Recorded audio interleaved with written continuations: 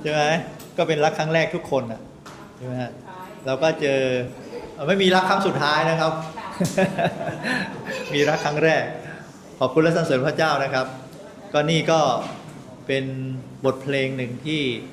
เราได้ร่วมกันร้องในค่ำคืนนี้เนี่ยผมคิดว่าเป็นเพลงที่ประทับใจมากเลยทีเดียวนะฮาเลลูยาสรรเสริญพระเจ้าก็เดี๋ยวจะให้บรรยากาศเนี่ยมอบให้กับพี่น้องทั้งหลายนะครับแต่ว่าก่อนที่อื่นเนี่ยเราจะมีคำพยานก่อนที่มีคำพยานเนี่ยก็มีบทเพลงอีกบทเพลงหนึ่งซึ่งเป็นบทเพลงที่พี่น้องผู้ใหญ่เนี่ยได้เลือกสรรเอาไว้นะครับก็คือเพลงพระองค์ทรงรักนะบทเพลงที่230พระองค์ทรงรักพี่น้องอาวุโสได้เลือกเข้ามานะครับก็ให้เราร้องเพลงนี้นะครับ1 2 3 4 5 6นะฮะ6ข้อด้วยกันนะครับผมเพลง230นะครับพร้อมกันนะครับร้องพร้อมกันเลยครับ